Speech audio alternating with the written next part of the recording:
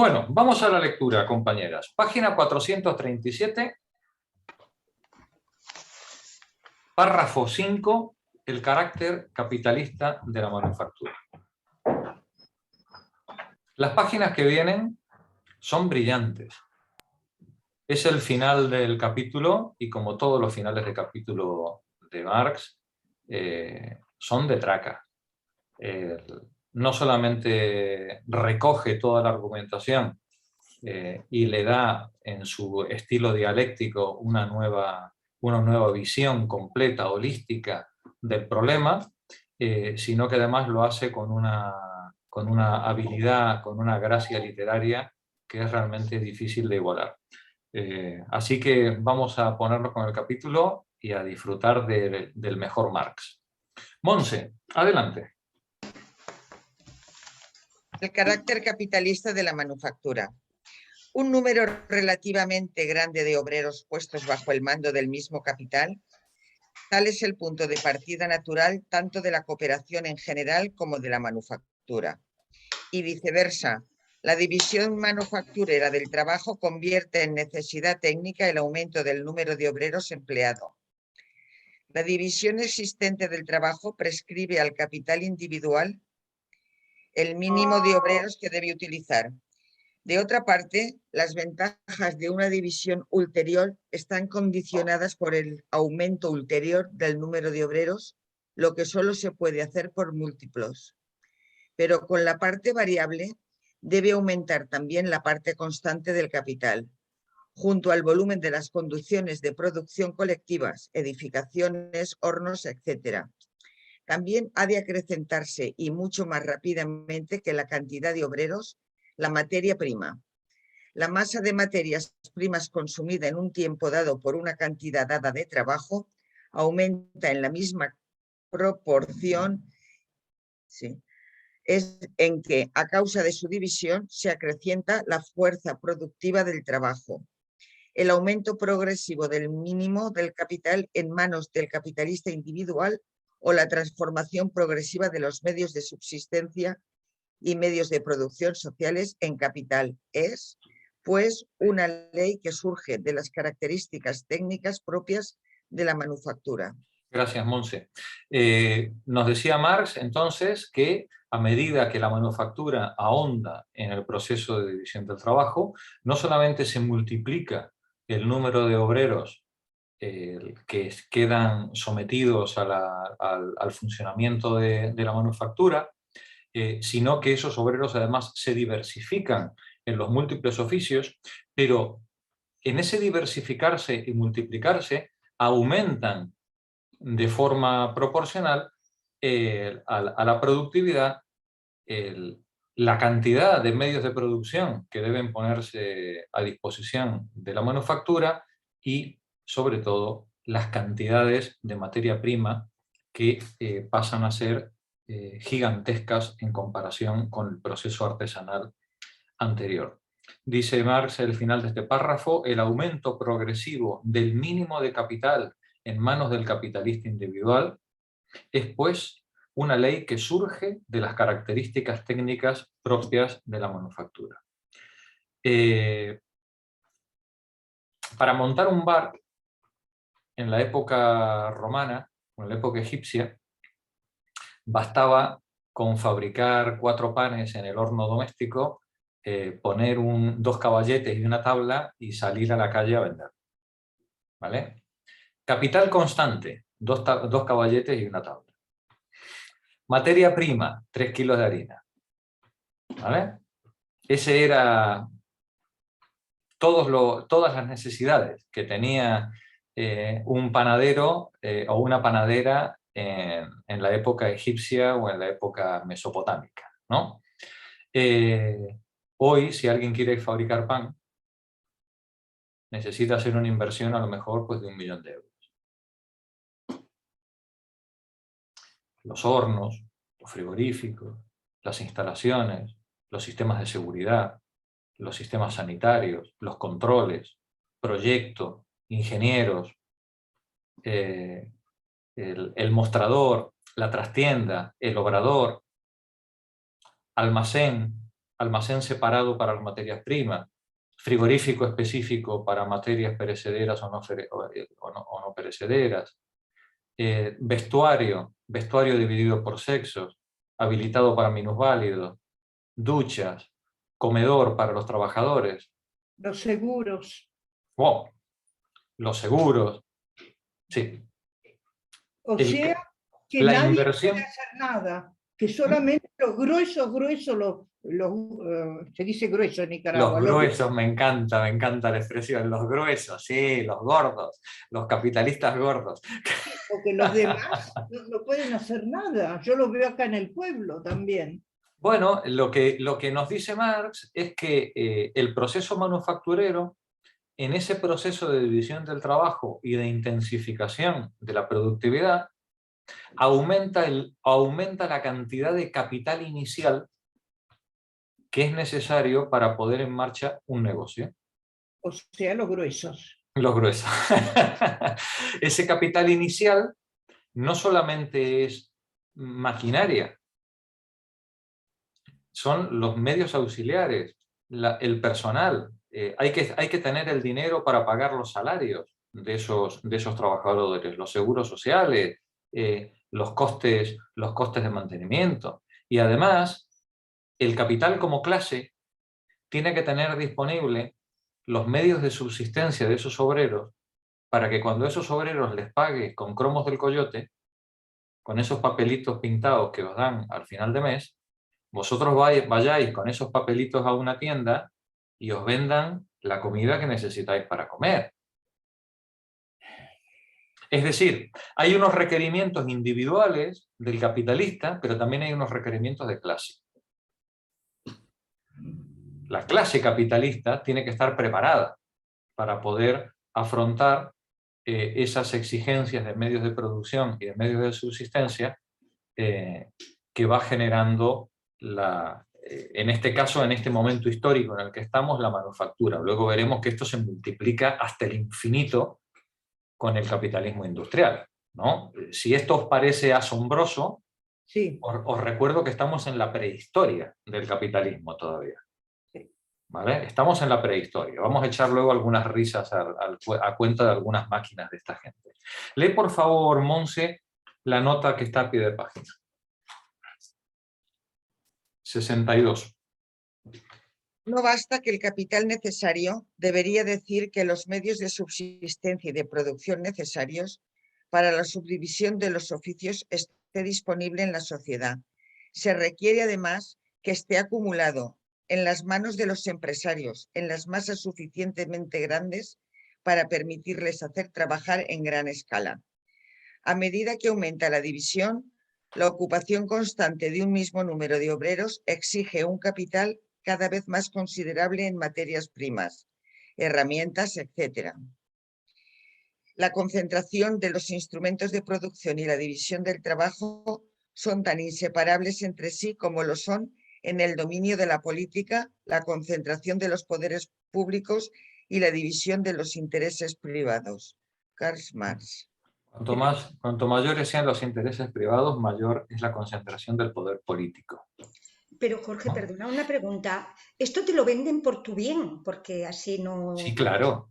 No enfermas, porque además hay un control de que la masa esté refrigerada, porque si no, es que lo único que nos queda es intermediar, como el señor Luzón y el señor Medina.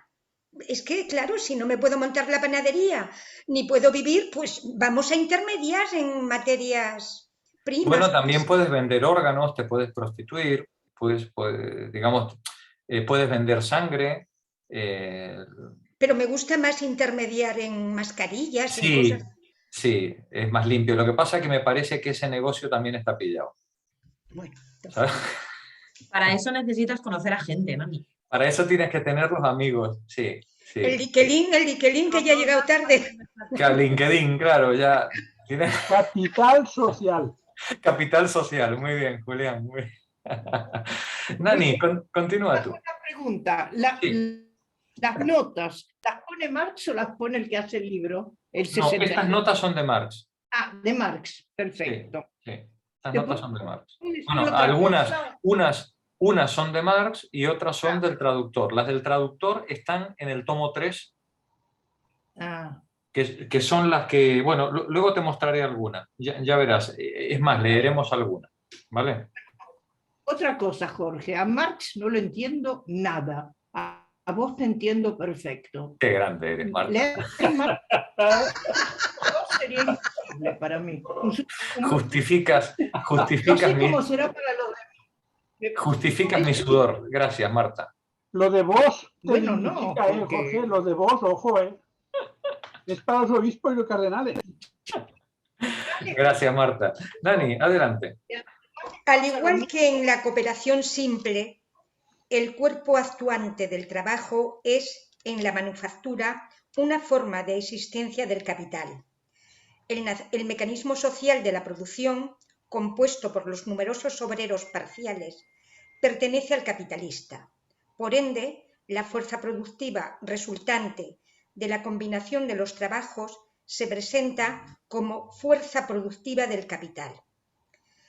La manufactura propiamente dicha no solo somete a los obreros, antes autónomos, al mando y a la disciplina del capital, sino que además crea una gradación jerárquica entre los obreros mismos. Mientras que la cooperación simple, en términos generales, deja inalterado el modo de trabajo del individuo, la manufactura lo revoluciona desde los cimientos y hace presa en las raíces mismas de la fuerza individual del trabajo. Mutila al trabajador, lo convierte en una aberración al fomentar su habilidad parcializada, cual si fuera una planta de invernadero, sofocando en él multitud de impulsos y actitudes productivas, tal como en los estados del Plata se sacrifica un animal entero para arrebatarle el cuero o el sebo. Fíjate, Nani, fijaos de qué manera brutal Marx plantea los efectos deleterios que tiene sobre el sujeto humano la unilateralidad de su trabajo.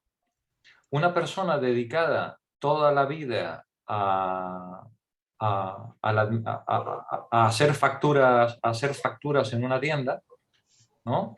O una persona dedicada toda la vida, como Chaplin, a apretar tuercas en una fábrica, o un señor dedicado toda la vida a conducir un camión o un tractor, o un trabajador intelectual, un profesor o una profesora que están toda la vida entre los formularios que le pide el ministerio y los exámenes de los niños y las clases del tal. Perdona, Clara, no quiero herir tu sensibilidad, ¿vale? Es decir, al final no sabe hacer otra cosa. Le pides que cultive 2 lechugas y no sabe qué hacer. No sabe ni por dónde empezar para poder hacerlo. Le pides que arregle la lamparita, que cambie la llave de luz, y no sabe ni qué herramienta, no tiene la menor idea de cómo cogerlo. No sabe coger un serrucho. Es decir, está incapacitada para la vida autónoma. Incapacitada. Esa es la aberración. Esa es la aberración. La persona queda deformada. Embrutecida. Intelectualmente. Físicamente puede... Luego veremos que además hay enfermedades profesionales y deterioro profesional que viene precisamente de esta unilateralidad. La gente del trabajo intelectual tiene serios problemas con la vista, con el cuello, con la espalda, con la diabetes, con el colesterol, ¿no? Por la falta de ejercicio aeróbico, pero la gente que está en trabajos rudos sufre otro tipo de deformaciones, problemas respiratorios, problemas articulares, etcétera, etcétera, ¿no? Esta es otra cuestión.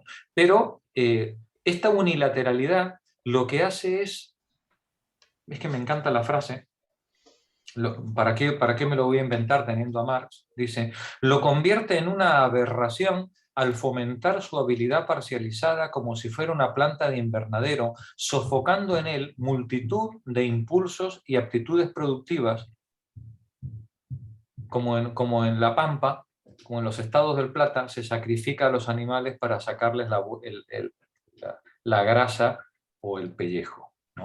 Así empezamos nosotros. Así empezamos nosotros, y mira hasta dónde llegamos.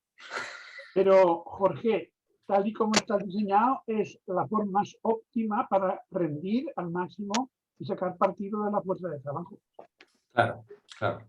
Lo que ocurre que Marx va a hacer mucho hincapié en que esta unilateralidad del trabajo es mala porque no es propiedad del trabajador. La maldad de esta manera de trabajar no viene de la manera de trabajar en sí. Viene de que esta manera de trabajar es para beneficio de un explotador. Si la sociedad en su conjunto decide dividir el trabajo entre sus miembros para aumentar la productividad y repartir los productos del trabajo entre ellos, esa productividad se traduce automáticamente en tiempo libre. Se traduce automáticamente en mejoras en mayor cantidad de bienes de consumo disponibles. Pero esta unilateralidad que estamos viendo solo embrutece al trabajador. Nunca se le reduce al trabajador ni una hora de trabajo en pago de su productividad. Él sigue trabajando para enriquecer a un patrón. Si la sociedad fuera dueña de los medios de producción, este aumento de la productividad se traduciría en menos horas de trabajo y en más tiempo libre para el trabajador. Pero es que además, si la sociedad decidiera esta unilateralidad, no habría razón para que no fuera rotativa. Exacto, muy importante. Y que un año yo me dedique a labrar la tierra y al año siguiente pues me dedico a dar clases de filosofía. O que se haga por gustos, por apetencias. Pero para eso, la propiedad de los medios de producción tiene que estar socializada. Si está en manos de un propietario, que es el que decide quién come y quién no come, y bajo qué condiciones se le da el derecho a la comida, entonces esta unilateralidad embrutece y agosta la vida y los espíritus de las personas. ¿Sí? Nani, lee por favor, continúa y cuando llegues a la nota 63, la lees, por favor. Sí. No solo se distribuyen los diversos trabajos parciales entre distintos individuos, sino que el individuo mismo es dividido, transformado en mecanismo automático impulsor de un trabajo parcial. Dougal Stibar llama a los obreros manufactureros autómatas vivientes, empleados en los detalles del trabajo. Mirad cómo se les llamaba a estos empleados en 1800, cuando todavía no se había inventado la robótica, pero estaba la fantasía, ¿no? de la robótica, ¿no? Autómatas vivientes. Nos dice, el individuo mismo es dividido, transformado en mecanismo automático, impulsor de un trabajo parcial, continúa. Realizándose. Ya, pero ya no en la 64, sino donde estábamos. Sí, perdón. Sí. Transformados en mecanismos automáticos impulsor de un trabajo parcial, realizándose así la absurda fábula de el Menenio Agripa, que presenta a un hombre como un mero fragmento de su propio cuerpo. ¿Quién era Menenio Agripa? Era un aristócrata romano que cuando en el 494 antes de nuestra era los plebeyos se cansaron de ser explotados por los patricios, deciden irse de la ciudad, ¿no? Y dicen, bueno, mira, ¿sabes qué te digo? Que vas a explotar a tu madre, ¿no? Y entonces, pues todos los plebeyos se retiran al Monte Sacro en plan acampada 15M, ¿no? Dice, pues nos vamos, no nos representan, ¿no? Le dicen los plebeyos. Y Y claro, y los patricios se quedaron sin nadie que trabajara, ¿no? Y entonces hubo unas serias negociaciones, y entonces este Menenio Agripa subió al Monte Sacro para explicarle a los plebeyos que no habían entendido cómo era esto de la organización romana, ¿vale? Les dice a Menenio Agripa, dice, mirad muchachos, Roma es como un cuerpo humano. Vosotros sois los brazos, nosotros somos el estómago. ¿Eh? Pero si vosotros no alimentáis el estómago, los brazos también se debilitan. ¿Eh? Hay que reconocer que el tipo era ingenioso, ¿vale? Es decir, hay que reconocer que el tipo era ingenioso. De alguna manera llegaron a un acuerdo, porque al final los plebeyos bajaron otra vez y llegaron a un acuerdo pues, con mayores derechos políticos para los plebeyos, ¿no? Pero bueno, la fábula de Menenio Agripa quedó como una de esas sandeces de la historia que todavía hoy se recuerda. Continúa, Nani. Si en un principio... si en un principio el obrero vende su fuerza de trabajo al capital porque él carece de los medios materiales para la producción de una mercancía, ahora es su propia fuerza de trabajo individual la que se niega a prestar servicio si no es vendida al capital. Únicamente funciona en una concatenación que no existe sino después de su venta, en el taller del capitalista, incapacitado por su propia constitución para hacer nada con independencia. El obrero de la manufactura únicamente desarrolla actividad productiva como accesorio del taller capitalista. Así como el pueblo elegido lleva escrito en la frente que es propiedad de Jehová, la división del trabajo marca con hierro candente al obrero manufacturero, dejándole impresa la señal que lo distingue como propiedad del capital. Este párrafo es brutal. Es glorioso, porque si piensas cuándo lo dijo y cómo vamos, sí. Pero no vamos mejorando, vamos empeorando cada vez más. Por eso cada vez que habláis de Marx, por ahí todo el mundo pone cara de circunstancia y dice, hombre, eso está superado. ¿No? Eso está superado. Dice, si en un principio el obrero vende su fuerza de trabajo al capital porque él carece de los medios materiales para la producción de una mercancía, ahora es su propia fuerza de trabajo individual la que se niega a prestar servicios si no es vendida al capital. Únicamente funciona en una concatenación que no existe sino después de su venta. La fuerza de trabajo humana no sirve fuera del proceso capitalista de producción. Pasó el taylorismo, después el fordismo, ahora el toyotismo, no sé si existe algo que supere el toyotismo y el no tipo hay. Esto lo dijo hace 200 años casi. La tragedia, claro, la tragedia de un ciudadano, de una ciudadana actual, es que no puede echarse nada a la boca si no consigue que alguien le compre su fuerza de trabajo. Tal cual. Y nadie le va a comprar su fuerza de trabajo si no le puede extraer un plusvalor. Encima todos los grupos, porque por ejemplo Menenio Agripa se ve que era un tipo instruido, que leía, que veía, que era un buen observador, obviamente, el lugar que él le correspondía.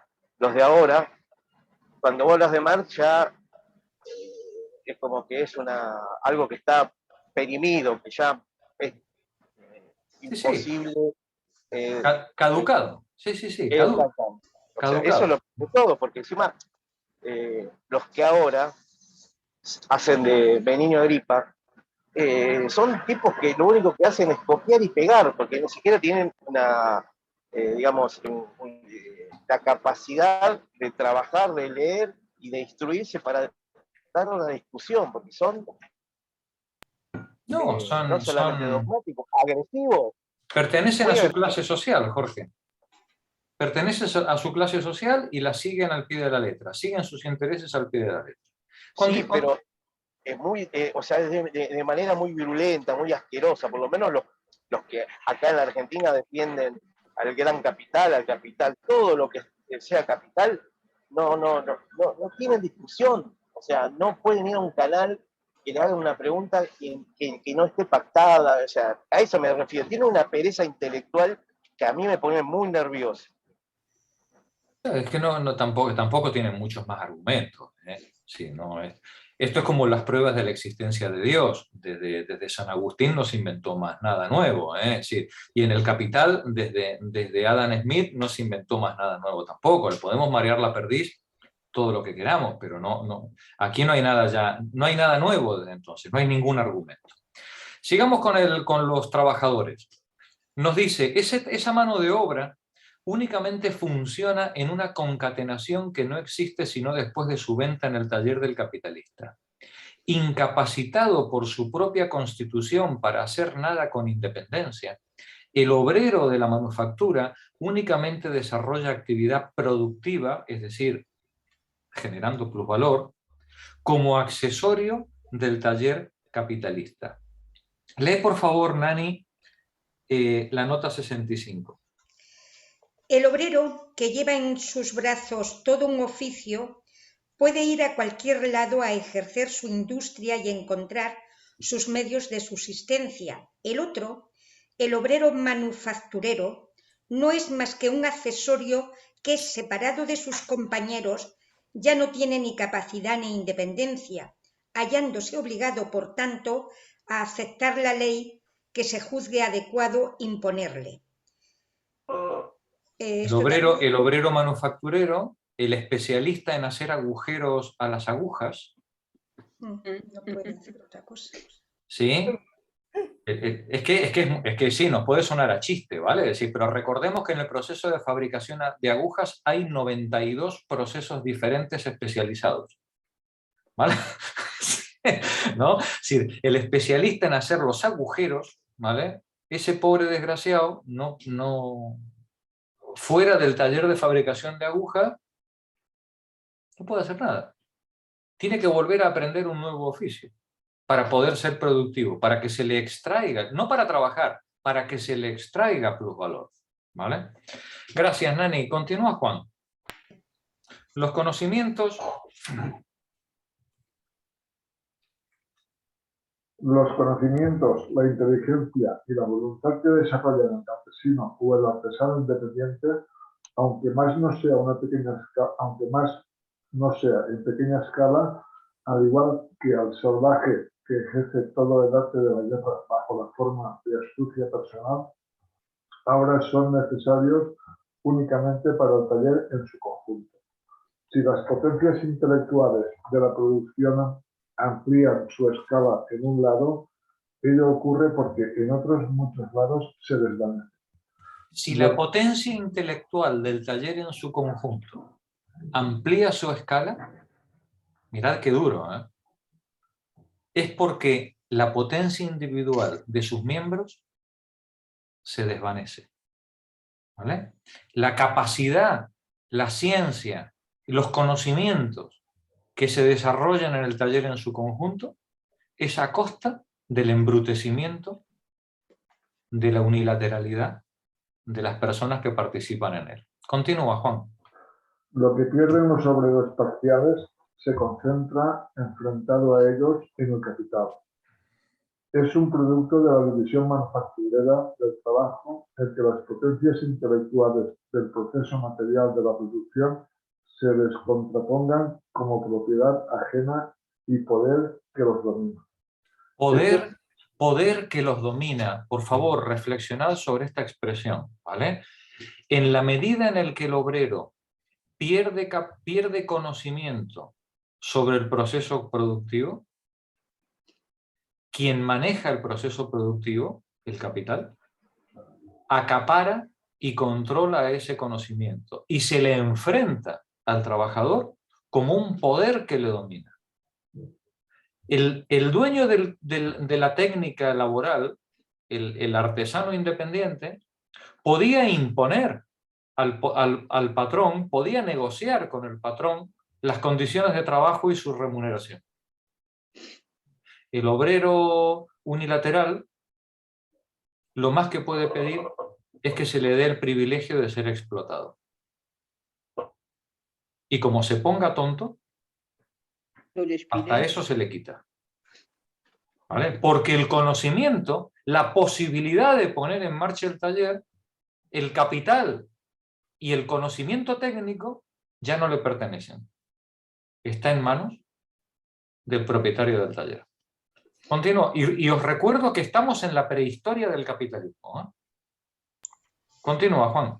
Perdón, Jorge, ahora entiendo también un poco cuando tú decías en las clases anteriores que no interesaba ese trabajador que en el Tajo o donde fuera como el ejemplo que ponías del Calicasas, Sí, que sí, bueno, lo recuerdo porque sí, efectivamente cuando lo piensas detenidamente, claro, por muy bueno y eficiente y guay que sea, no interesa, interesa que sea mediocre porque efectivamente cuanto más alienado esté y cuanto más es mucho mejor para un poco lo que está diciendo ahora. Aurea mediocrita, podríamos decir con un latinajo de eso, ¿no? Es decir, esa áurea mediocridad que le hace insustituible en un taller. ¿Vale? O todo lo contrario, mejor dicho, perfectamente sustituible. ¿Vale? Continúa, Juan. Este proceso de escisión comienza en la cooperación simple, en la que el capitalista, frente a los obreros individuales, representa la unidad y la voluntad del cuerpo social de trabajo. Se desarrolla en la manufactura, la cual mutila al trabajador haciendo de él un obrero parcial. Se consuma en la gran industria que separa del trabajo a la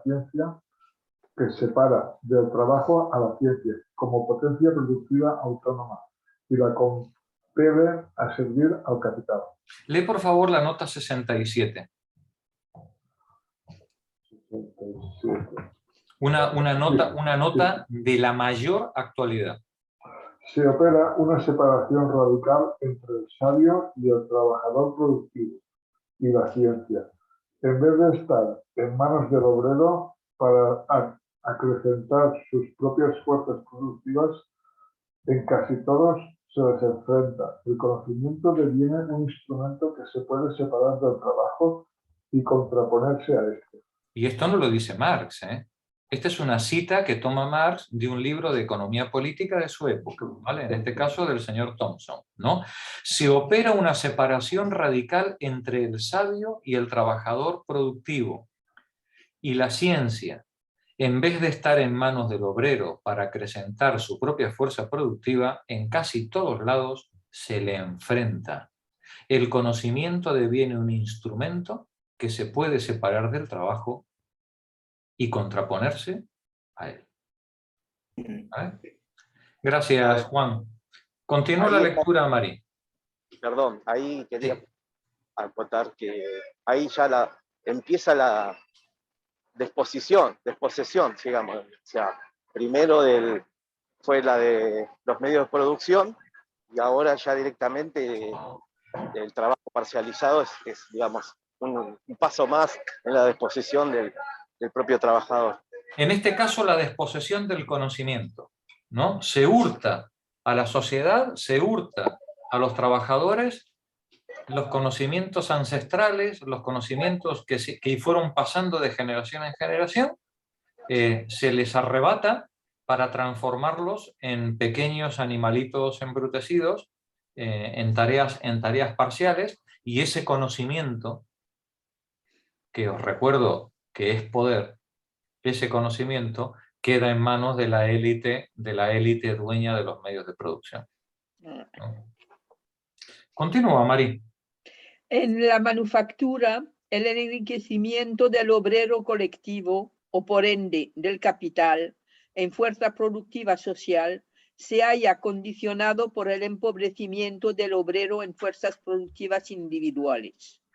La ignorancia es la madre de la industria, así como lo es de la superstición. La reflexión y la imaginación están sujetas a error, pero el hábito de mover la mano o el pie no dependen de la una ni de la otra. Se podría decir así que en lo tocante a las manufacturas, su perfección consiste en poder desembarazarse del espíritu, de tal manera que se puede considerar al taller como una máquina cuyas partes son hombres. ¡Qué Es horror! dura la frase, ¿eh? Es horrible. Es dura. Y esto tampoco es de Marx. Está entrecomillado. Esto lo dice otro Sí, es de señor, Ferguson. el señor Ferguson. ¿Vale? Es decir, la ignorancia es la madre de la De industria. la industria. ¿Vale? Porque cuanto más embrutecido esté el trabajador, sus manos y sus pies trabajarán con mayor rigor sin esos entorpecimientos que da la reflexión. Sí, que traducir o transformar el obrero en máquina. Transformar, Empieza de una máquina, de un empieza, autómata. eso es, autómata. Ya Continúa el no párrafo. pasa por el cerebro son movimientos ya Automatizado. inconsciente, automatizado, no pasa, ya no pasa por aquí. No. ¿No habéis escuchado nunca la frase en el mundo laboral, a ti no te pagan por pensar? Eso es, a ti no Ajá. te pagan por pensar. Pues muy bien, ¿no? Eso cualquier cuñado Sí. con un poquito de dinero lo tiene claro, ¿no? Sí. A ti no te pagan por pensar. Muy Sí, bien. para pensar estoy yo, que yo pienso mejor que tú. Eso es. Entonces, Adelante, Marín. Es un hecho. votan por Vox, ¿no? ¿Cómo? Después votan por Vox y por cosas así. Sí. Es otra de las consecuencias de no pensar, sí. ¿Eh? Yo me acuerdo en Nicaragua, la gente explotada votaba por el patrón. Claro. Bueno, ¿qué le va a Tiene hacer? atados sus medios de vida al que le explota. Claro. Sí. Lógico. Continúa, Marín. Es un hecho que a mediados del siglo XVIII algunas manufacturas, para ejecutar ciertas operaciones que pese a su sencillez constituían secretos industriales, preferían emplear obreros idiotas. Medio Claro. idiotas. Medio idiotas. Si la cosa era muy seria y el secreto era importante, pues lo mejor es que el trabajador fuera ya pobre, ¿no? Y así no había ningún peligro. Continúa Victoriño. El espíritu de la mayor parte de los hombres, dice Adam Smith. El micro, Víctor. ¿Ya me escuchan? Ahí, muy bien. Vale. ¿Es un hecho? El espíritu. El espíritu de la mayor... Página Vale, 441. Sí. El espíritu de la mayor parte de los hombres, dice Adam Smith, se desenvuelve necesariamente a partir de sus ocupaciones diarias. Un hombre que pasa su vida entera ejecutando unas pocas operaciones simples no tiene oportunidad de ejercitar su entendimiento. En general, se vuelve tan estúpido e ignorante como es posible que llegue a serlo un ser humano. Ojo a Adam Smith, que es un texto también tremendo, ¿no? Tremendo sobre todo por la inocencia. Claro, es precapitalista. Adam Smith todavía forma parte del pensamiento clásico, del liberalismo, del espíritu ilustrado. Es precapitalista y entonces él todavía no ha visto las atrocidades que van a venir 50 o 70 años después, ¿no? Nos dice, un hombre que se pasa la vida entera ejecutando unas pocas operaciones simples no tiene oportunidad de ejercitar su entendimiento. En general se vuelve tan estúpido e ignorante como es posible que llegue a serlo un ser humano. Continúa, por favor, Víctor. Luego de haber descrito el embrutecimiento del obrero parcial, continúa Smith, la uniformidad de su vida estacionaria corrompe de un modo natural el empuje de su inteligencia. Destruye incluso la energía de su cuerpo y lo incapacita para emplear su fuerza con vigor y perseverancia en cualquier otro terreno que no sea la actividad detallista para la que se lo ha adiestrado. De este modo, su destreza en su actividad especial parece haber sido adquirida a expensas de sus virtudes intelectuales, sociales y marciales. Ahora bien, en toda sociedad industrial y civilizada, es esta la condición en la que tiene necesariamente que caer el pobre que trabaja, the laboring poor, o sea, la gran masa del pueblo. Vaya tela, ¿eh? Para evitar el... Perdón. Lee por favor la nota 70, que no tiene desperdicio. Sí. Adam Smith, Well of Nations, libro quinto, capítulo 1, artículo 2. Como discípulo de Adam Ferguson, quien había expuesto las consecuencias negativas de la división del trabajo, Smith veía este punto con toda claridad. En la introducción de su obra, en la que celebra ex profeso la división del trabajo, se limita a notar de pasada que la misma es fuente de las desigualdades sociales. ¡Vaya tela! Solo en el libro quinto, sobre los ingresos del Estado, reproduce las tesis de Ferguson. En Misère de la Philosophie he dicho lo pertinente sobre la conexión histórica entre Ferguson, Adam Smith, Le Montet y Say, en lo referente a su crítica de la división del trabajo y presentando también allí por primera vez la división manufacturera del trabajo como forma específica del modo de producción capitalista. Y luego lo veremos en el siguiente, al final de este capítulo y al principio del siguiente, que esta división manufacturera es el germen en el que se sustenta el desarrollo posterior de la industria capitalista. Continúa arriba, Víctor. Para evitar el decaecimiento completo de las masas populares resultante de la división del trabajo, Adam Smith recomendaba la instrucción del pueblo por cuenta del Estado, aunque en dosis prudentemente homeopáticas. Detente un momento, que esto hay que aclarar. Claro, Adam Smith es un ilustrado. Adam Smith, y además es cristiano, Adam Smith no puede aceptar que esta degradación de la raza humana no se le haga frente de alguna manera, puesto que todos los seres humanos, con mayor o menor fortuna, somos hijos de Dios. ¿Vale? Esto no se puede tolerar. Pero hay otro principio que no es tan cristiano, que es el del realismo político, que dice que en todo Estado civilizado esa productividad solo se puede hacer a costa del embrutecimiento del pueblo. Por tanto, Adam Smith adopta una solución salomónica.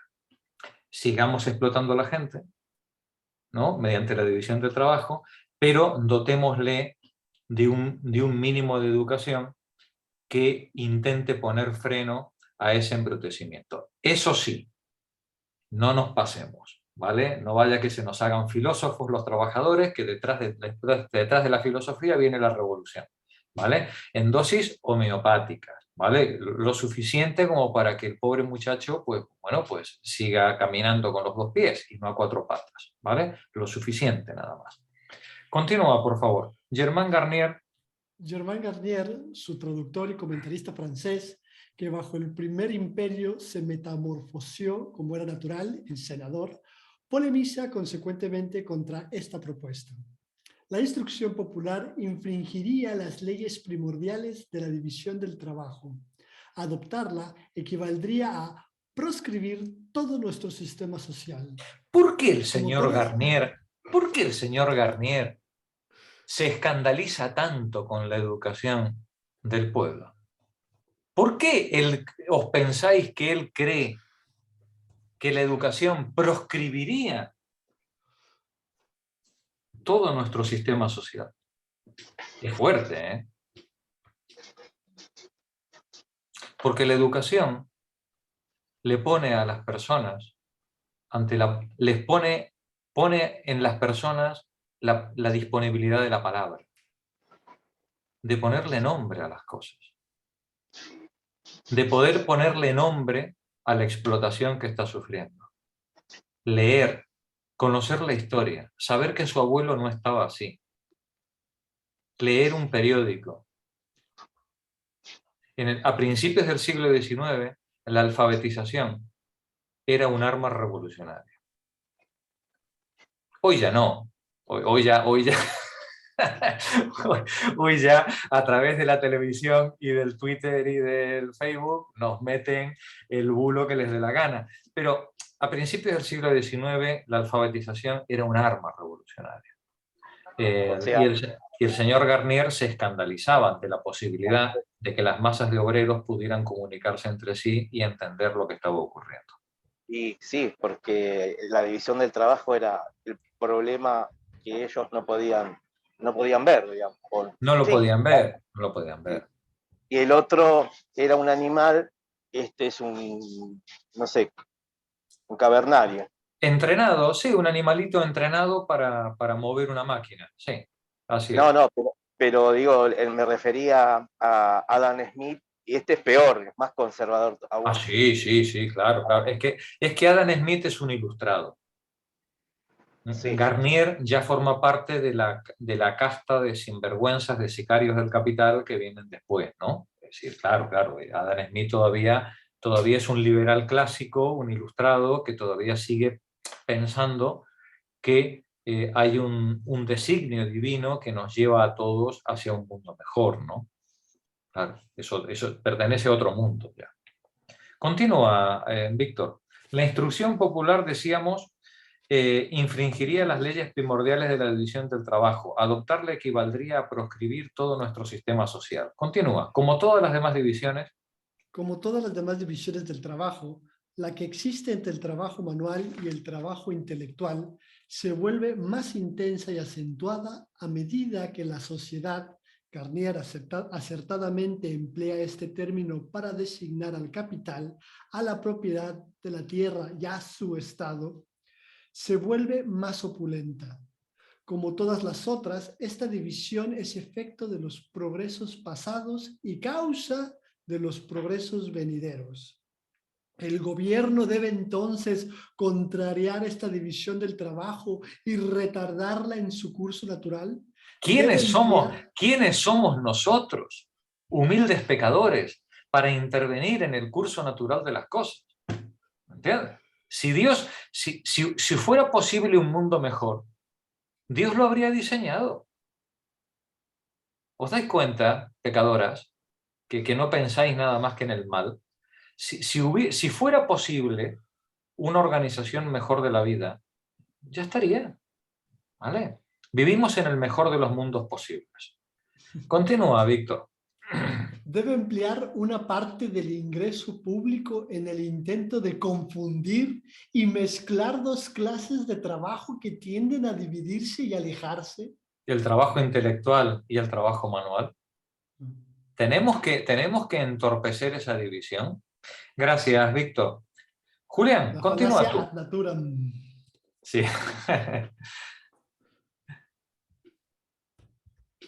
El micro, Julián. Ahora, Ahora. cierta atrofia intelectual y física es inseparable incluso de la división del trabajo en la sociedad como un todo.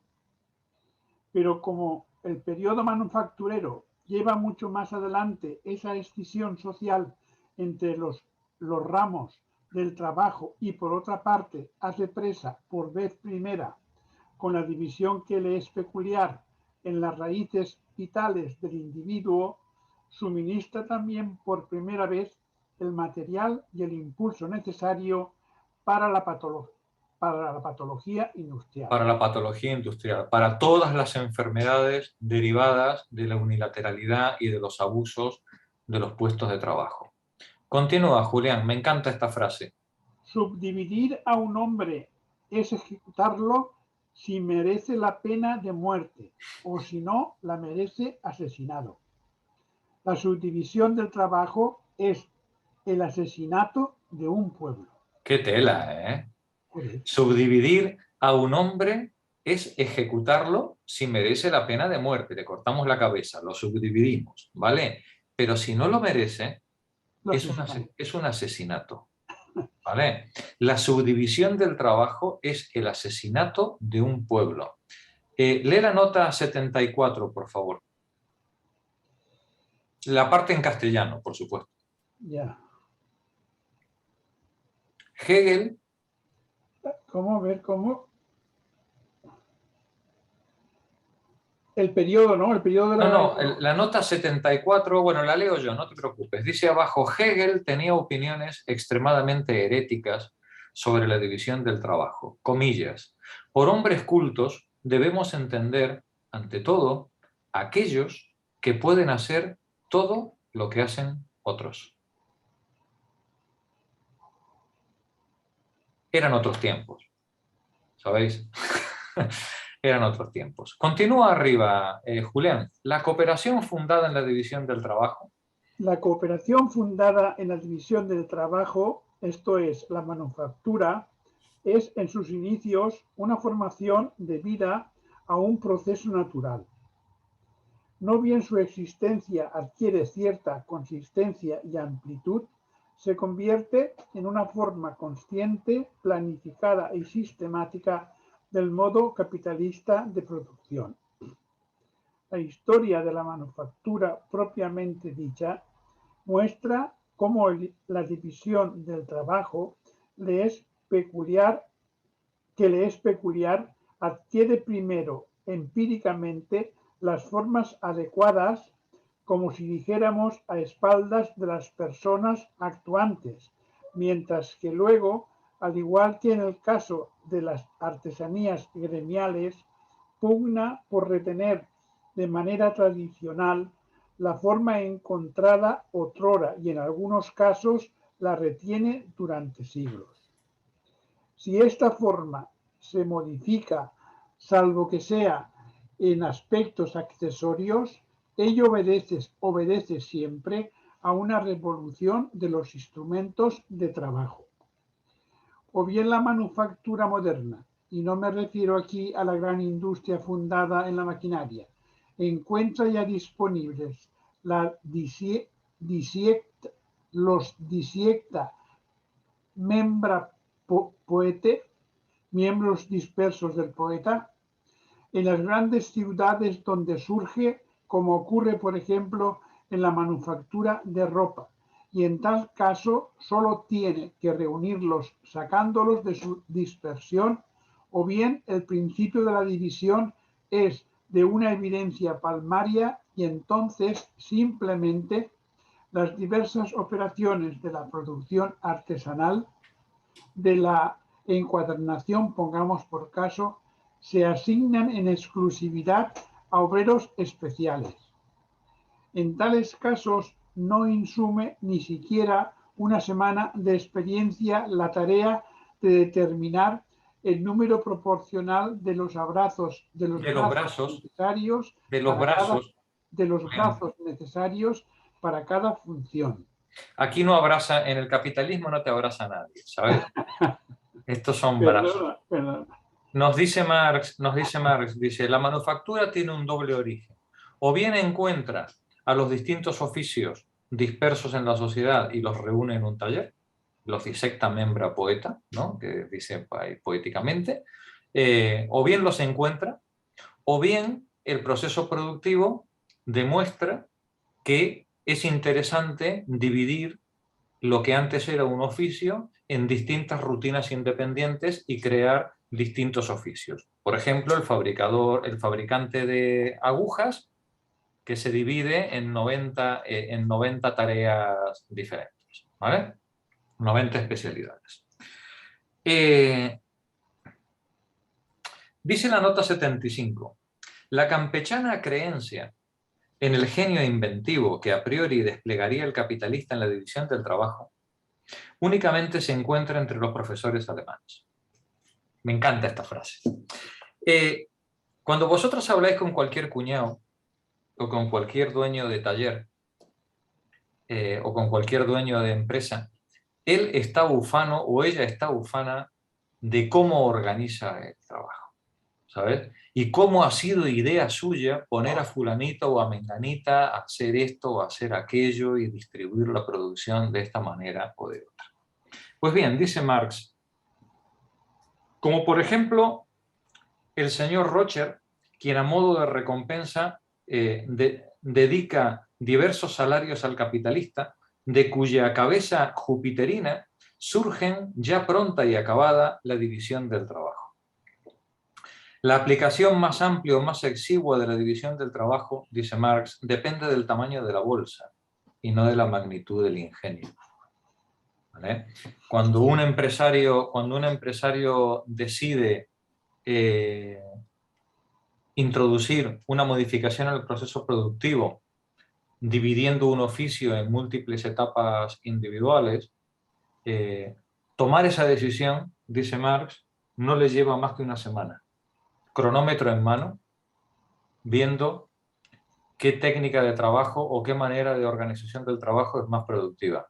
Y a partir de ahí, si tiene dinero para dividir el trabajo y contratar más personal, lo hará. Y si no tiene dinero, si su bolsa es exigua, pues no lo hará.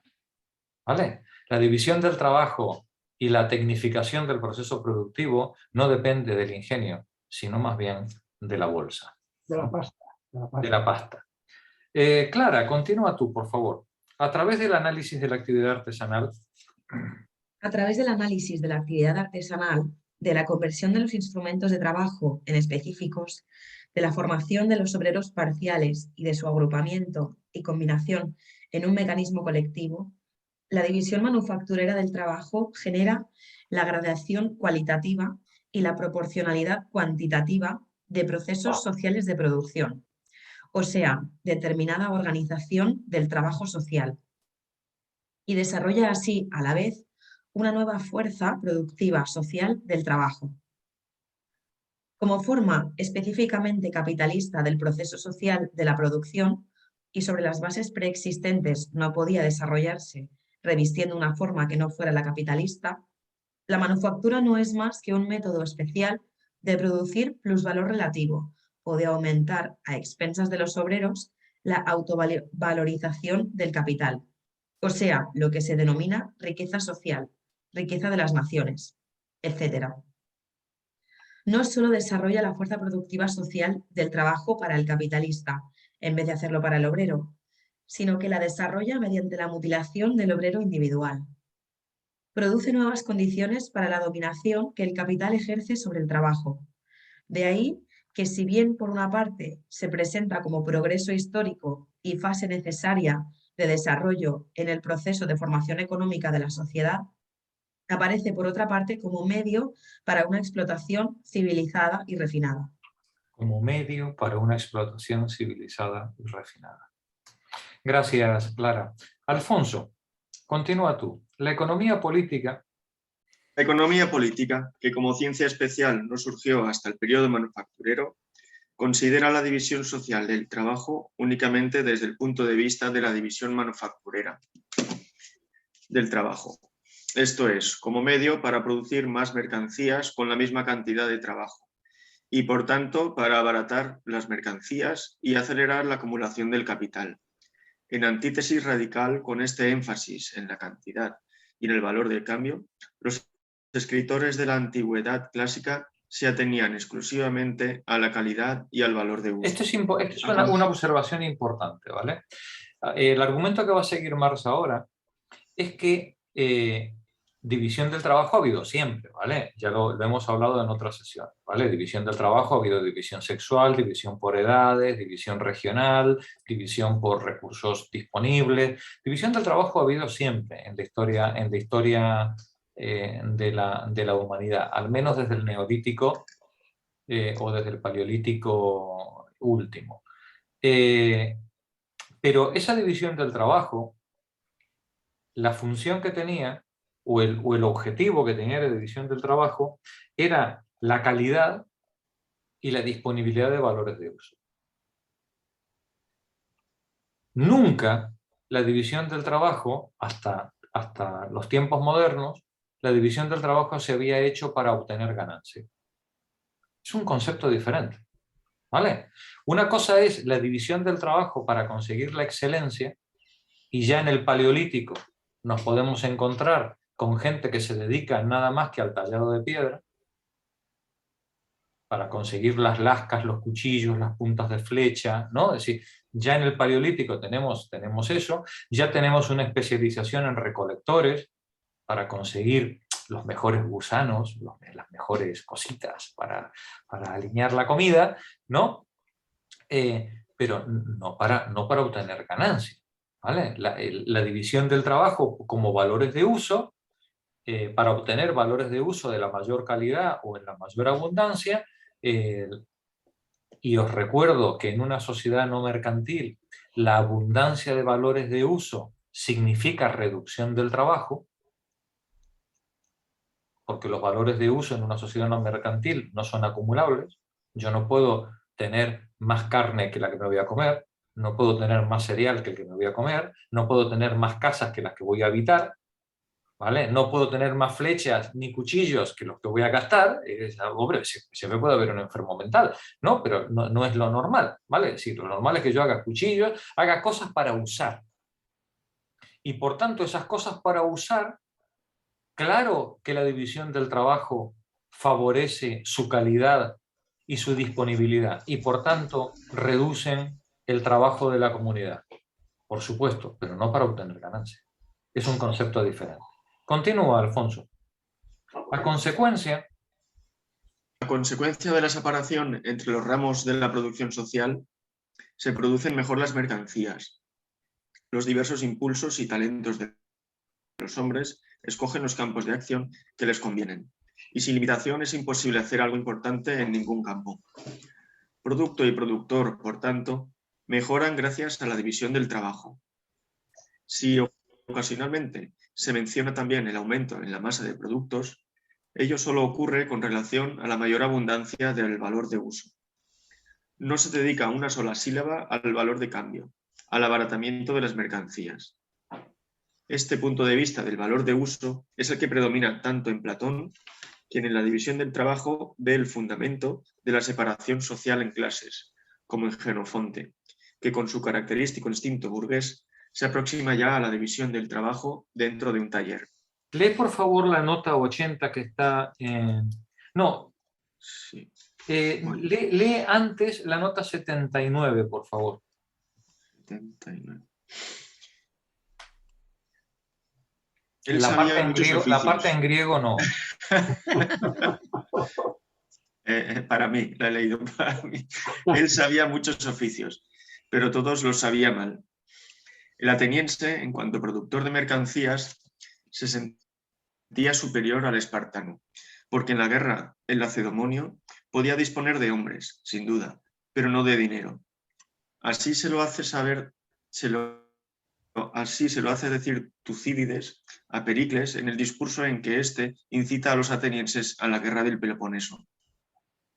Los que producen para sí mismos están más dispuestos a hacer la guerra con sus cuerpos que con dinero.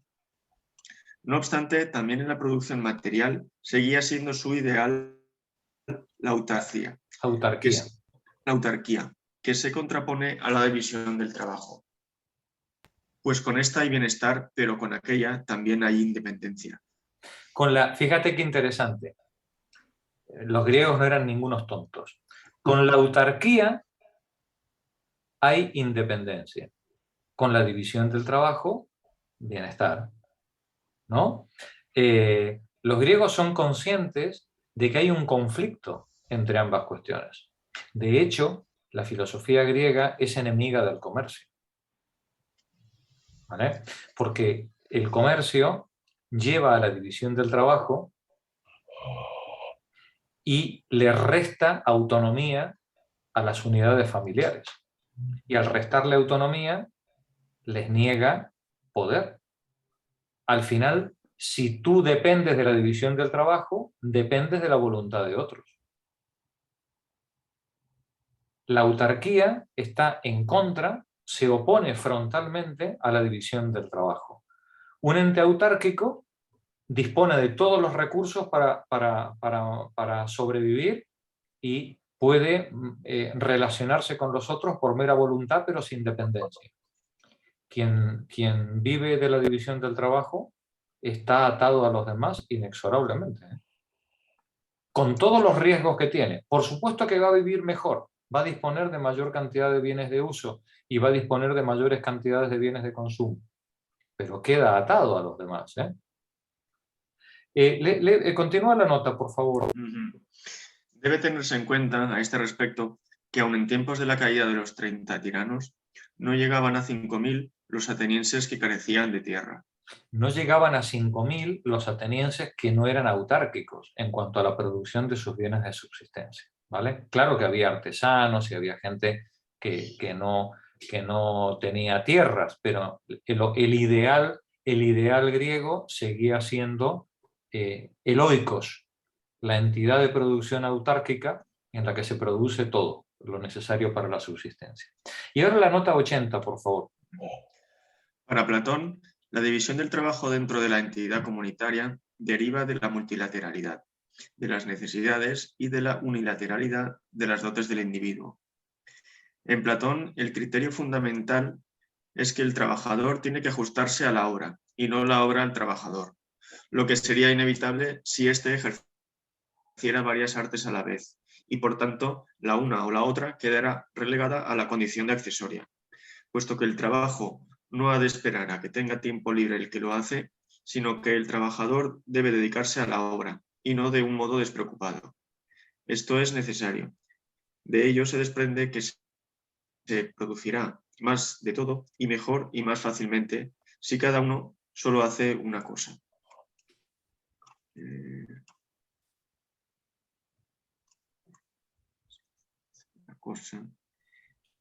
Conforme a su talento natural. Sí, sí. Conforme a su talento natural y el momento oportuno, libre de toda otra actividad. Análogamente, en Tucídides, obra citada, capítulo 142. La navegación es un arte como cualquier otro y no se lo puede practicar ocasionalmente, como actividad accesoria, sino que antes bien no se puede ejercer ninguna otra como ocupación accesoria junto a ella. Claro, ¿qué es lo que dice ¿qué es lo que dice? Primero, Platón está planteando un modelo de Estado en el que cada uno persiga su virtud, cada uno persiga la excelencia en lo que ha nacido para ser excelente, para ser óptimo, ¿no? Y él cree que en ese modelo de organización social en el que cada uno persiga su excelencia, cuidado que en Platón no hay clases sociales hereditarias, ¿eh? La República de Platón es una república de la excelencia, en el que hay clases sociales, hay estamentos, pero esos estamentos son seleccionados en el nivel educativo en el que se han detectado las características, las peculiaridades de cada uno de los miembros de la sociedad, hombres y mujeres, porque tampoco admite Platón la segregación por sexos, ¿vale? El sistema educativo tiene que ser capaz de detectar las capacidades individuales de los distintos ciudadanos y ciudadanas y asignarles a cada uno de ellos la ocupación para la que está mejor dotado, ¿no? Para la que está mejor dotado. Y en ese caso conseguiremos la excelencia porque quien se dedica a aquello para lo que está dotado lo hará mejor que si pierde el tiempo, lo dilapida en distintas cosas diferentes, ¿no? Y nos dice Tucídides, siguiendo la misma idea, ¿no? En el caso de la navegación no es una cosa que se puede hacer como actividad accesoria. Hombre, si es deportivo sí, pero si vas a dirigir una trirreme no, ¿vale? Eso lo hace solamente el especialista, ¿no? Continúa, por favor, Alfonso. Si la obra, dice Platón, tiene que esperar al obrero, a menudo pasará el momento crítico de la producción y se echará a perder el trabajo. Se perderá el momento oportuno para el trabajo. En la protesta de los propietarios ingleses de blanquerías contra la cláusula de la ley Fabril, que fija una hora determinada para la comida de todos los obreros, volvemos a encontrar la misma idea platónica. Pero daos cuenta que el argumento de las blanquerías no es el mismo que el de Platón, por eso os he insistido, ¿vale? Es decir, Platón busca la excelencia en la comunidad y las blanquerías lo que buscan es el plusvalor, claro. Es exactamente lo contrario, ¿no? Continúa, Alfonso. Su industria no podría ajustarse a la conveniencia de los obreros, ya que de las diversas operaciones de chamuscar, lavar, blanquear, satinar, calandrar y teñir, ninguna puede suspenderse en un momento dado sin riesgo o daño. Imponer la misma hora de comida para todos los obreros puede ocasionalmente hacer que valiosos bienes corran riesgo de ser dañados por operaciones incompletas. ¿A dónde ha ido a acobijarse el platonismo? Continúa, como leíste, creo que leíste hasta la nota 81, así que lee también la nota 81. ¿La 81 también? Vale. Genofonte narra que no solo era honroso alimentarse en la mesa del rey de los persas, sino que los manjares que allí se servían eran también mucho más sabrosos que los demás. Y esto no es de asombrarse, pues así como las demás artes se perfeccionan especialmente en las grandes ciudades, las comidas regias se preparan de una manera muy especial, ya que en las ciudades pequeñas el mismo hombre hace camas, puertas, arados, mesas, suele construir casas por añadidura y se siente contento cuando de esta manera encuentra una clientela suficiente para su sustento. Es enteramente imposible que un hombre que se dedica a tantas cosas las haga todas bien. En las grandes ciudades, empero, donde cada individuo encuentra muchos compradores, basta también un oficio para sustentar a un hombre. E incluso a menudo ni siquiera le corresponde a este un oficio entero, sino que uno hace zapatos de hombre, el otro zapatos de mujer. Aquí y allá, un hombre vive solo de coser zapatos, el otro de cortarlos. El uno solo corta las piezas para los vestidos, el otro se limita a coserlas. Ahora bien, es inevitable que quien ejecuta el trabajo más simple también lo efectúe de la mejor manera. Lo mismo ocurre con el arte culinario. Genofonte se atiene aquí exclusivamente a la calidad del valor de uso que se desea alcanzar, aunque sabe ya que la escala de la división del trabajo depende de la amplitud del mercado. No eran tontos los griegos tampoco, ¿no? Fijaos en el siglo en el que estamos hablando, en el siglo III antes de nuestra era, entre el 3 y el 4, ¿no? Gracias, Alfonso. Continúa, Monse, la lectura.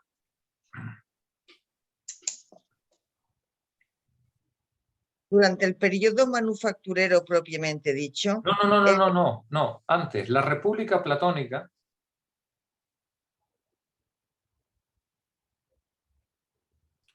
6 líneas arriba. La República Platónica, en la medida en que en ella la división del trabajo figura como un principio formativo del Estado, no es más que la idealización ateniense del sistema egipcio de castas. También para muchos contemporáneos de Platón, como por ejemplo Isócrates, Egipto era considerado el Estado industrial modelo, significación que conservó incluso para los griegos del Imperio Romano. Lee la nota 82, por favor. Busiris los dividió a todos en castas particulares. Ordenó que siempre los mismos individuos ejerciesen los mismos oficios, porque sabía que quienes cambiaban de ocupación no se capacitaban en ninguna. Aquellos, en cambio, que constantemente desempeñan las mismas actividades, ejercen cada una de la manera más perfecta. Encontramos en realidad que en lo que respecta a las artes y oficios han sobrepujado a sus rivales más de lo que el maestro supera al chapucero. Y en lo concerniente a la institución en virtud de la cual se conservan la monarquía y el resto de la constitución estatal, son tan sobresalientes que los filósofos célebres que han analizado el punto elogian la constitución de Egipto por encima de las demás.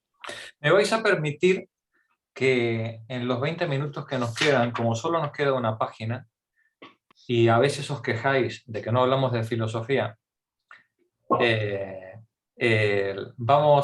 voy a invitar a leer un texto clásico muy cortito que lo he seleccionado, que es de Diodoro Sículo, su biblioteca histórica. En el tomo 1 de su biblioteca histórica, en el tomo 1, en el párrafo 74, él habla de las leyes y costumbres políticas y sociales de los egipcios. Diodoro Sículo está escribiendo en el año aproximadamente en el menos 60 de nuestra era, y está haciendo una historia de la filosofía y de la política mundial, con sede en Grecia. Lo que ocurre que él, como buen filósofo, como buen intelectual, él dice, no podemos hablar de Grecia sin hablar de lo que ocurre en el resto del mundo. Y él comienza su historia hablando de Egipto, que lo considera es su paleolítico, digamos, ¿no? Es decir, sus orígenes, ¿no? Primigenios. Voy a compartir pantalla con el texto que os he preparado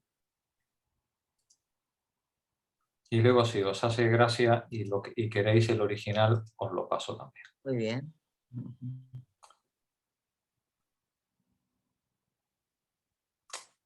Este texto, voy a ampliar la pantalla para que lo veáis bien.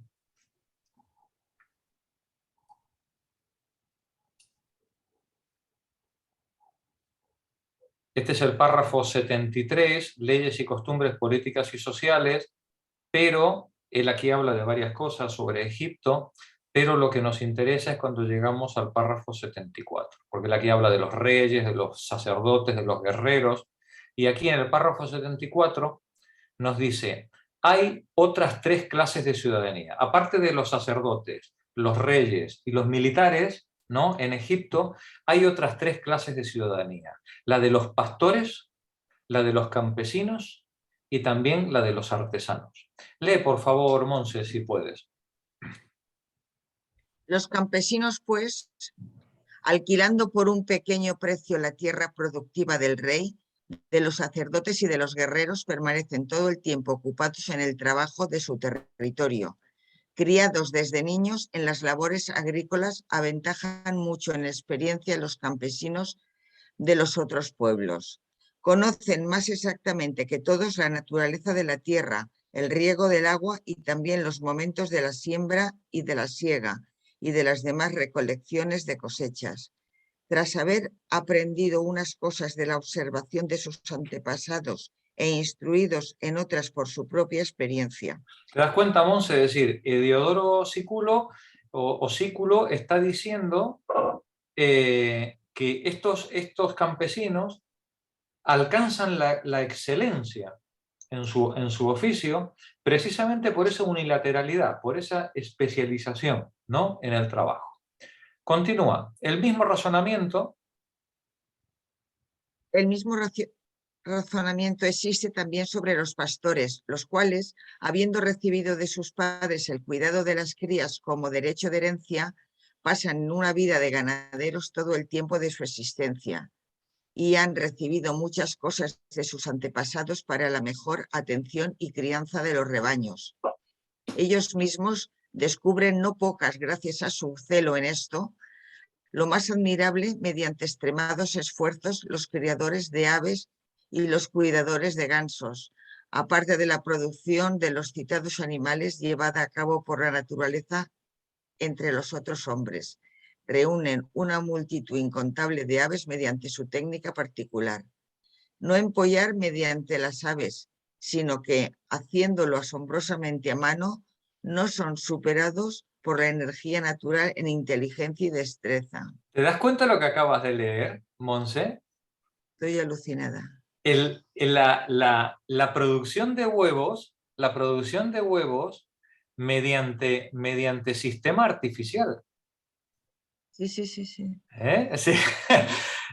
Bueno, pues aquí tenemos otro ejemplo, en el caso de los pastores y de los cuidadores de aves y de ganado, ¿no? Otro ejemplo de cómo se alcanza la excelencia en ese conocimiento ancestral y la experiencia acumulada por medio de la especialización en el trabajo.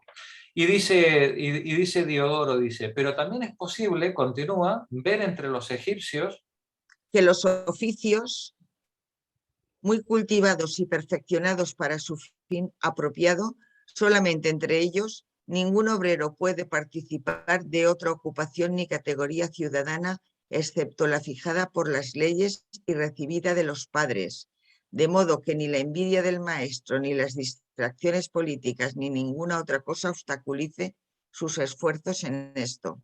Atención, este es buenísimo, ¿vale? Este es buenísimo porque estos odian todos la democracia, por supuesto. La democracia la democracia es la cura de todos los males, ¿no? En esta época, ¿no? Nos dice, solamente entre ellos, ningún obrero puede participar de otra ocupación ni categoría ciudadana excepto la fijada por las leyes y recibida de los padres, de modo que ni la envidia del maestro, ni las distracciones políticas, ni ninguna otra cosa obstaculice sus esfuerzos. Continúa, Monse. Entre estos pueblos, entre otros pueblos... Entre otros pueblos es posible ver a los artesanos distraídos por muchos asuntos en su mente y en absoluto perseverante en la propia ocupación a causa de su ambición. Los unos se dedican a la agricultura, los otros participan del comercio, los otros mantienen 2 o 3 oficios y la mayoría en las ciudades democráticas corrompen la política concurriendo a las asambleas y consiguen de los pagadores lo necesario. Sodoma y Gomorra, ¿no? Es decir, estos herreros, carpinteros que además van al ágora y hacen política, ¿no? La corrompen, corrompen las instituciones, ¿no? Continúa. Pero entre los egipcios, si algún artesano participara de la política o trabajara en más oficios, recibiría grandes castigos. ¿Qué es lo que debería ocurrir en nuestras sociedades? Continúa, la división de la sociedad. La división de la sociedad, pues, y el cuidado de la propia posición, así los tuvieron a través de sus antepasados, los habitantes de Egipto en la antigüedad. Bueno, pues ya veis cómo en la antigüedad la división del trabajo era bien considerada desde 2 puntos de vista. Uno, desde el punto de vista de la excelencia de los productos obtenidos, y 2, desde el punto de vista de alejar a la gente de las cosas que no le son propias, ¿vale? Principalmente de la política. Nani, continúa tú, por favor.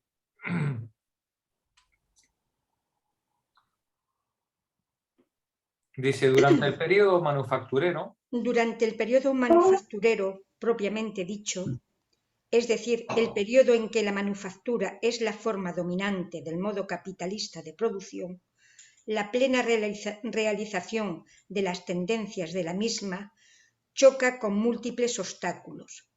Aunque la manufactura, como hemos visto, además de la gradación jerárquica de los obreros, establece una separación simple entre obreros calificados y no calificados, la influencia preponderante de los primeros hace que el número de los últimos se mantenga muy restringido. Aunque adapta las operaciones particulares al diferente grado de madurez, fuerza y desarrollo de su órgano vivo de trabajo y promueve, por tanto, la explotación productiva de mujeres y niños. Esta tendencia fracasa, en términos generales, por los hábitos y la resistencia de los obreros varones. Aunque la disociación de la actividad artesanal abate los costos de adiestramiento y, por ende, el valor de los obreros para los trabajos de detalle más difícil, sigue siendo necesario un periodo de aprendizaje prolongado, que los obreros reivindican celosamente aún allí donde se ha vuelto superfluo. Es decir, la manufactura genera esta división infinita del trabajo, pero sigue necesitando al obrero. Todavía no hemos inventado la máquina, todavía no hemos inventado la industria. El capitalista sigue necesitando al obrero y sobre todo sigue necesitando un obrero que maneja herramientas. Y el manejo de las herramientas, aunque sea muy unilateral y muy especializado, sigue requiriendo un adiestramiento, ¿vale? Los obreros siguen haciéndose fuertes en ese adiestramiento de la herramienta para mantener su relativa poder cada vez menguante, pero que todavía lo mantienen dentro de la manufactura. Faltan todavía décadas para que aparezca la gran industria y la máquina que termine reduciendo a los trabajadores a meros engranajes de la maquinaria. Continúa, Nani. En Inglaterra, por ejemplo, nos encontramos con que las las leyes de aprendizaje. Las leyes, con su aprendizaje de 7 años de duración, mantuvieron su plena vigencia hasta el término del periodo manufacturero. Solo la gran industria las arrojó por la borda. Como la destreza artesanal continúa siendo la base de la manufactura y el mecanismo colectivo que funciona en ella, no posee un esqueleto objetivo, independiente de los obreros mismos. El capital debe luchar sin pausa contra la insubordinación de estos. El capital debe luchar sin pausa contra la insubordinación de los obreros, contra los calicasas que están empeñados en ganar más y trabajar menos, ¿no? Mari, por favor. Ay, la fragilidad de la naturaleza humana. El micro, por favor. Ahora, la fragilidad de la naturaleza humana es tan grande, exclama el amigo Ure, que el obrero, cuanto más diestro es, se vuelve tanto más terco e intratable y por tanto inflige con sus maniáticos antojos graves daños al mecanismo colectivo. Maniáticos antojos. Recuerdo yo a Montoro diciendo que no nos podíamos permitir subidas alocadas de pensiones, ¿no? Por ejemplo, ¿no? Es decir, son los maniáticos antojos de estos animales analfabetos que quieren ganar más y trabajar menos, ¿no? Adelante. De ahí que durante todo el periodo manufacturero cundan las quejas acerca de la indisciplina de los obreros. Y si no dispusiéramos de los testimonios de escritores contemporáneos, hablarían con la elocuencia de bibliotecas enteras los simples hechos de que desde el siglo XVI hasta la época de la gran industria, el capital no lograra apoderarse de todo el tiempo de trabajo disponible de los obreros manufactureros, de que las manufacturas tienen vida breve y que con la inmigración y emigración de obreros abandonan un país para establecerse en otro. Hay que establecer el orden de una manera o de otra, exclama en 1770 el tantas veces citado autor del Essay on Trade and Commerce Orden, contesta como un eco 66 años más tarde el doctor Andrew Ure. Orden es lo que faltaba a la manufactura fundada sobre el dogma escolástica de la división del trabajo. Y Arkwright creó el orden. Detente un momentito, María. Nos dice Marx. Comparto pantalla, un momentito.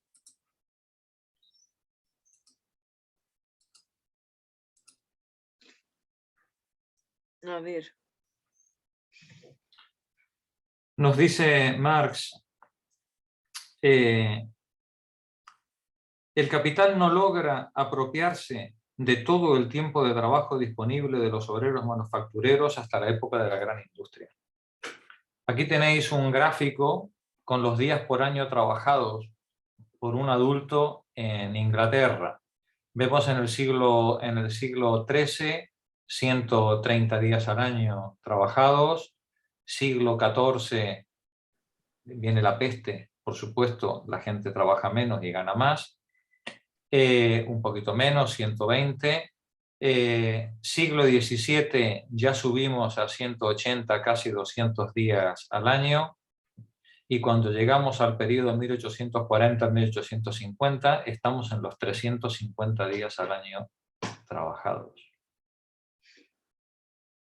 Y este mundo libre que vamos repartiendo democracia por ahí, seguimos en los 330 días al año. ¿Vale? Estas son las libertades del capital. Sí. Y nos dice Marx, hay que establecer el orden para evitar a toda esta insubordinación de todos estos miserables. Hay que establecer el orden, de una manera o de otra, exclama en 1770 el autor del ensayo de Trade and Commerce. Orden es lo que faltaba en la manufactura. Y Arkwright creó ese orden. ¿Quién es Arkwright? Arkwright.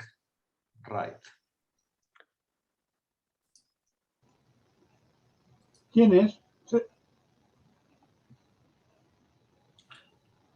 Arkwright es el inventor del waterframe.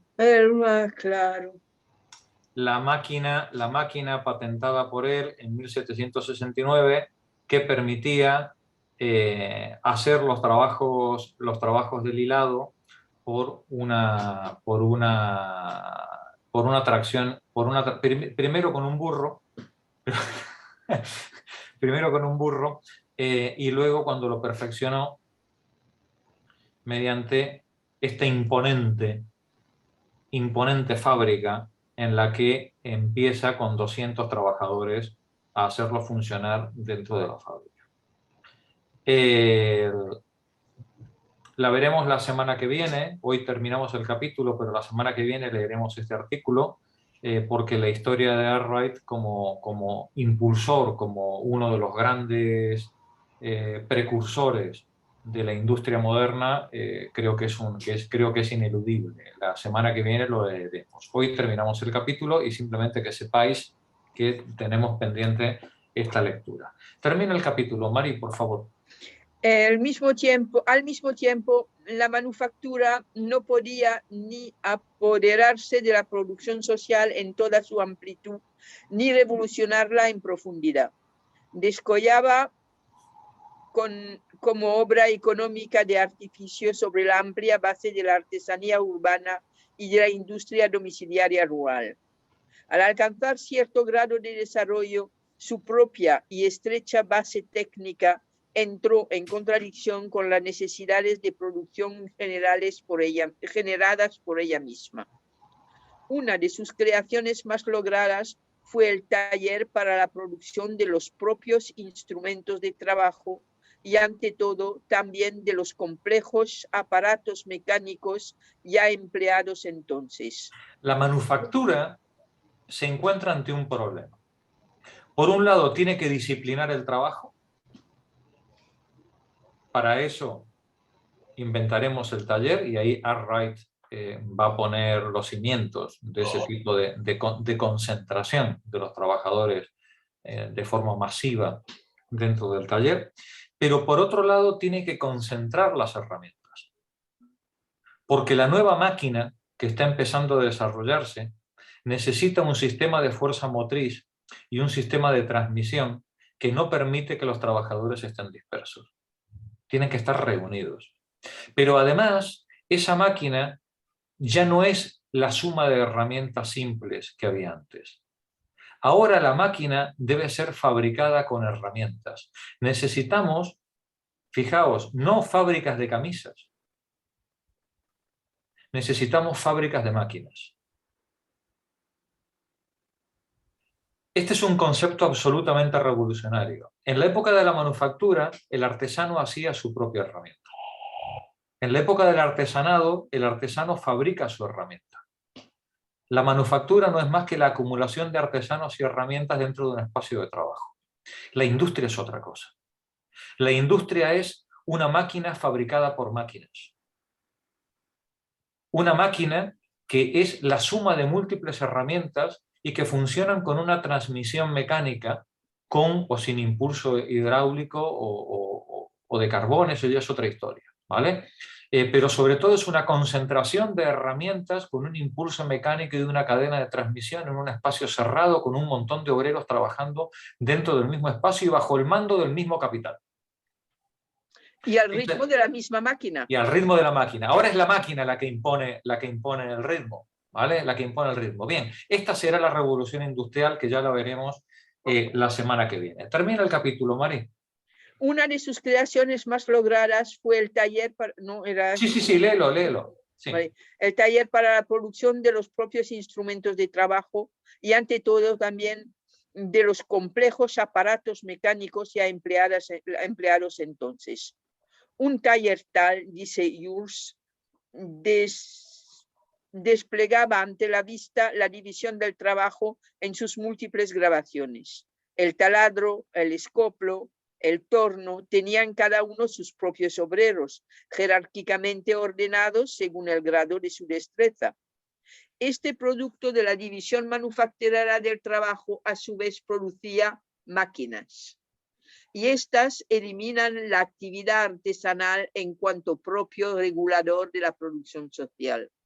Se suprime así, por una parte, el fundamento técnico de la anexión vitalicia del obrero a una función parcial y caen, por otra parte, las barreras que ese mismo principio oponía a la dominación del capital. Si algo le quedaba al trabajador para oponerse al capital, era la destreza y la formación que requería para poder ser explotado. Con la aparición de la máquina, caen las últimas barreras que quedaban a la dominación del capital. Es que paulatinamente se van transformando el ser humano en un objeto inerto por sí mismo. Así es. Sigue siendo vivo, pero es como si no lo fuera. Es una máquina biológica. Porque ya está integrado a la máquina. Una máquina biológica, efectivamente. Y es terrible, porque es que es ahí, pero es que seguimos en este camino. Y a más, y a más. Y ahora es el transhumanismo. Espero que este capítulo os haya hecho reflexionar, os haya llenado de inquietud, porque os repito, este capítulo os ha descrito la prehistoria del capital. Lo peor, como dice el Wyoming, está por venir. ¿Vale? Bueno, compañeras, buena semana. Seguimos el jueves que viene. Buenas noches. Buenas noches. Hasta luego. Bis demà.